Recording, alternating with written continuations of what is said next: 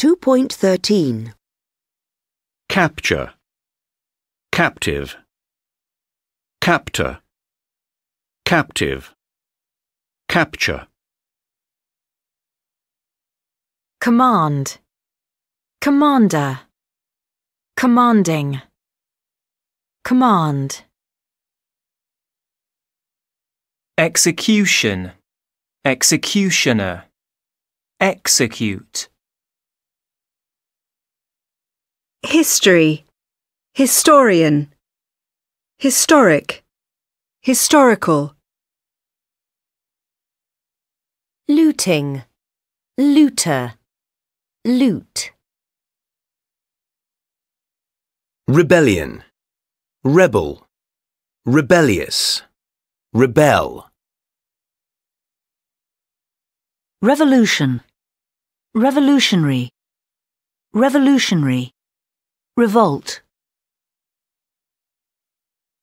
Siege, besieged, besiege.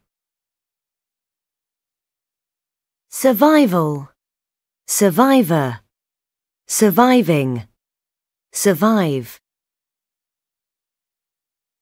Victory, victor, victorious. 2.14. Part 1. How important is historical accuracy in a historical film? The notion of accuracy in history is a really difficult one in drama because, it's like saying, well, was Macbeth accurate? Is Shakespeare in drama accurate? The thing is, it's not about historical accuracy. It's about whether you can make a drama work from history that means something to an audience now. So I tend to take the view that, in a way, accuracy isn't the issue when it comes to the drama. If you're writing a drama, you have the right, as a writer, to create the drama that works for you, so you can certainly change details. The truth is, nobody really knows how people spoke in Rome or how people spoke in the court of Charles II or William the Conqueror or Victoria or whoever. You have an idea from writing, from books and plays and so on. We know when certain things happen, what sort of dates happened. I think it's really a question of judgment. If you make history ridiculous, if you change details to the point where history is an absurdity, then obviously things become more difficult. The truth is that the more recent history is, the more difficult it is not to be authentic to it. In a way, it's much easier to play fast and loose with the details of what happened in Rome than it is to play fast and loose with the details of what happened in the Iraq War, say, So it's all a matter of perspective in some ways.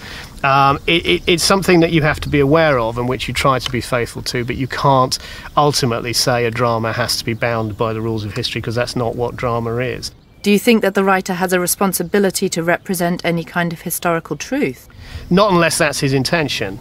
If it's your intention to be truthful to history and you put a piece out saying this is the true story of, say, the murder of Julius Caesar exactly as the historical record has it, then of course that you do have an obligation, because if you then deliberately tell lies about it, you're deceiving your audience.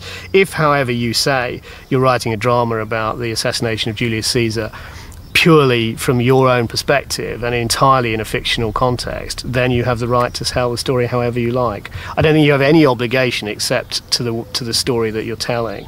What you can't be is deliberately dishonest. You can't say this is true when you know full well it isn't. 2.15. Part 2. Can you think of any examples where you feel the facts have been twisted too far? Well, I think the notion of whether a historical film has gone too far in presenting a dramatised fictional version of the truth is a really matter of personal taste. The danger is, with any historical film, that if that becomes the only thing that the audience sees on that subject, if it becomes the received version of the truth, as it were, because people don't always make the distinction between movies and reality and history, then obviously if that film is grossly irresponsible or grossly fantastic in its presentation of the truth, that could, I suppose, become controversial. I mean, I think that the only thing anybody is ever likely to know about Spartacus, for example, the movie, is Kirk Douglas and all his friends standing up and saying, "I am Spartacus, I am Spartacus," which is a wonderful moment, and it stands for the notion of freedom, of individual choice, and so on. So Spartacus, a film made in 1962, I think, if memory serves, has become, I think, for nearly everybody who knows anything about Spartacus, the only version of the truth. Now, in fact, we don't know if any of that is true, really. There are some accounts of the historical Spartacus, but very, very few. And what virtually the only thing that's known about it is that there was a man called Spartacus, and there was a rebellion, and many people were crucified at the end of it, as in the film. Whether that's irresponsible, I don't know. I can't say that I think it is. I think in a way Spartacus is a film that had a resonance in the modern era. There are other examples. A lot of people felt that the version of William Wallace that was presented in Braveheart was really pushing the limits of what history could stand. In effect, his whole career was invented in the film, or at least built on to such a degree that some people felt that perhaps it was more about the notion of Scotland as an independent country than it was about history as an authentic spectacle. But again, these things are a matter of purely personal taste. I mean, I enjoyed Braveheart immensely.